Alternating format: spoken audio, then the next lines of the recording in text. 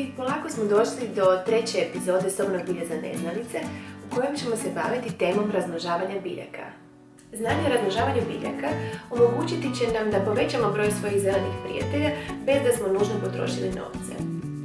Isto tako, male sadnice i reznice mogu biti lijepi pokloni za našu obitelj i prijatelje. Postoji nekoliko vrlo jednostavnih načina za razmnožavanje kućnih biljaka i za neke od njih je potrebno vrlo malo opreme.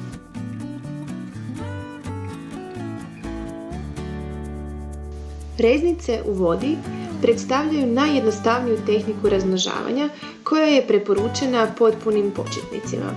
Zbog toga ćemo se u ovoj epizodi upravo na tu metodu najviše koncentrirati. Od pribora za ovu vrstu razmnožavanja biti će nam potreban jedan dobar nož, skalpel ili škaret te staklenka u koju ćemo kasnije položiti biljku. Na ovaj način najlakše ćete razmnožiti biljke mekih stabiljki poput različitih vrsta puzavaca ili bršljana. S obzirom da smo sobni bršljan, odnosno hederu, već u prvom videu prikazali kao idealan odabir biljke za sve one koji su potpuni početnici u uzgoju sobnog bilja, na njenom ćemo primjeru i pokazati kako je razmnožiti putem vodenih reznica. Reznice prosječne dužine 10 cm uzimaju se sa vanjskih dijelova matične biljke. Svaka reznica je sastavljena od komada stabiljke, nekoliko listova i završnog izdanka. U prvom koraku čistim smo škarama odrezali zdravi izdanak. Zatim smo uklonili donje listove reznice da bi izbjegli istrunuće u kontaktu s vodom. Ovako pripremljenu reznicu zatim ćemo položiti u staklenku, čašu ili vazu napunjenu sa čistom vodom. Ako je staklenka preširoka, pronađite način kako da listovi ne upadaju u vodu, jer bi to moglo dovesti do neuspjeha i izazvati truljenje biljke. Dovoljno je pokriti otvor listom aluminijske folije te izbušiti jednu ili više rupa kroz koju ćete provući reznice. Reznice nikada ne izlažite izravnom suncu jer bi se vrlo brzo posušile. Sjetite se promijeniti ili nadodati vodu, a s vremena na vrijeme unutra možete kapnuti nekoliko kapi gnojiva. Kroz nekoliko tjedana tako možete očekivati prve korijenčiće. Još jedna od biljaka koja je idealna za razmnožavanje reznicama je monstera ili philodendron. Radi se o biljci koja vrlo brzo doseže impozantne veličine i koja je idealna biljka za početnike. Monstera se smatra jednom od najpopularnijih sobnih biljaka svih vremena i upravo radi te činjenice velika je vjerojatnost da ćete je pronaći kod članova svoje obitelji ili prijatelja te na taj način doći do svoje reznice. Reznica monstere najčešće se sastoji od čvora iz kojega izlaze dva lista, a ispod kojega se nalazi pripadajući zračni korijen. Kao idealan alat za uzimanje ove reznice poslužit će vam dobro naoštreni nož ili skalpel sa kojim ćete zarezati stabiljku nekoliko centimetara ispod zračnog korijena. Reznicu ćemo zatim položiti u staklenku sa vodom te se pobrinuti da njen zračni korijen također bude potopljen. Ondje će čekati da pusti svoj korijen kada ćemo je presaditi u supstrat. Kod ovakve vrste razmnožavanja važno je istaknuti kako se korijen nikada ne smije ostaviti da se predugo razvija u vodi jer će se teže prilagoditi prelasku u supstrat.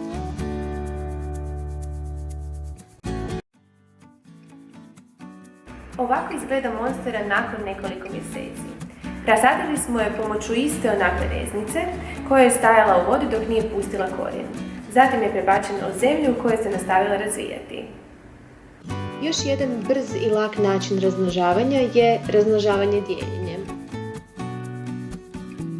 Tehnikom razdvajanja odvajamo mladicu biljke s korijenom ili busem lišća s pripadajućim korijenom od matične biljke.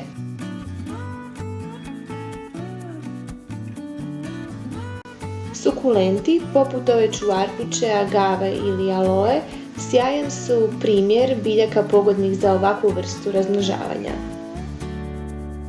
A s obzirom na to da sukulenti u usporedbi sa drugim biljkama imaju plitak korijenov sustav, njihovo razdvajanje ne bi trebalo predstavljati problem ni početnicima.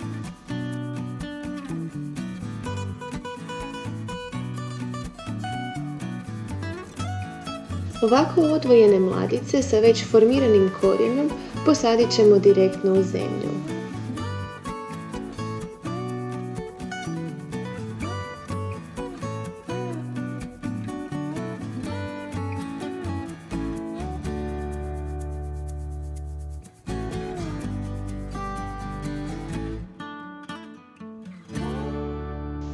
Radi toga što već ima dobro razvijen korijen, ovako presađena biljka se puno brže razvija i raste od onih rasađenih pomoću reznica ili naravno iz sjemena.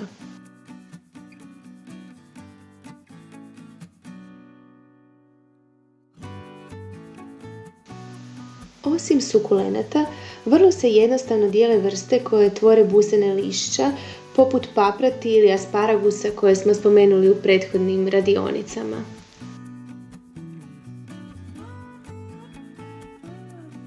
Postupak dijeljenja biljaka sa malo kompliciranijim korijenovim sustavom od onoga sukulenata prikazat ćemo na primjeru hedere. Korijenovu balu izvadimo iz posude te laganim pokretima prstiju polako odvajamo balu na onoliko komada koliko novih biljaka želimo. Vodimo računa o tome da svaki dio ima zdravo korijenje, stabiljke te listove. Ako je korijenov sustav bogat i zapetljan, možete si osim rukama pomoći nožem ili škarama s kojima ćete pomoći korijen odvojiti na 2 ili više dijelova.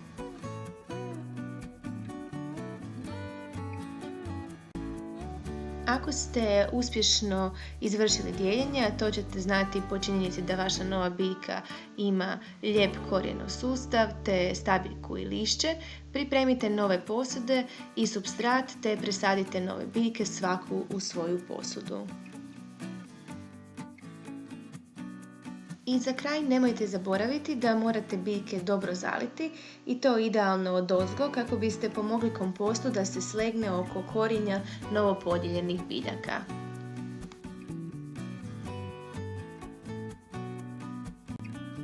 Ako vam ne smeta duže čekanje, uvijek možete pokušati razmnožiti biljke iz sjemena. Ovom tehnikom mogu se razmnožavati mnoge sobne biljke, od lisnatih cvjetnih pa do palmi, kaktusa i drugih sukulenata. Za sijanje sjemena ćete morati osigurati malo mjesta u kući koje će biti osvjetljeno, ali bez izravnog sunca. Bilo bi idealno i kada biste imali neku vrstu plastenika ili množnjaka koji će vam olakšati da stvorite uvjete pogodne za klijanje. Za potrebe sijanja osim u množenik možemo uložiti u supstrat koji je posebno prilagođen sijanju i razmnožavanju biljaka. Na videu možete vidjeti palmu izraslu iz sjemena. Radi se o palmi žumari koja je čest stanovnik našega grada i vrlo je velika vjerojatnost da poznajete nekoga tko je ima u svome dvorištu ili na terasi. Ako ste voljni eksperimentirati, možete od njih nabaviti sjeme te pokušati posaditi svoju prvu biljku iz sjemena.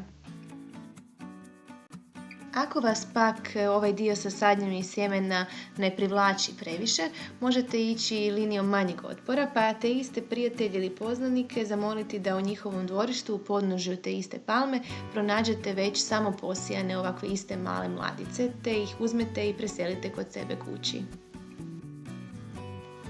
S obzirom da se ne radi o pretjerano zahtjevnoj biljci, za to će vam biti potrebna samo jedna posuda, glinene kuglice za jedan dobar sloj drenaže te univerzalni kompost u koji ćemo presaditi našu mladicu palme.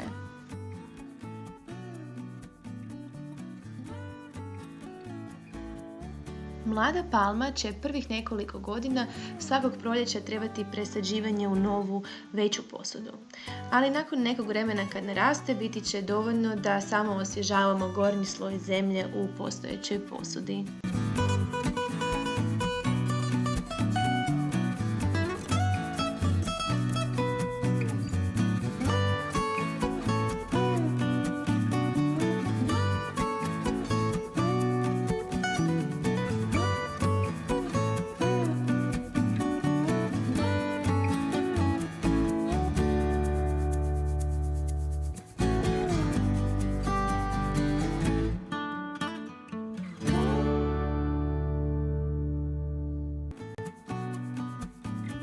Bilo je ovo sobno bilje za neznalice 3. Nadam se da će vam novo znanje pomoći u tome da na jednostavan i jeftin način brzo povećate zbirku svojih zelenih prijatelja. Vidimo se uskoro u posljednjoj 4. epizodi.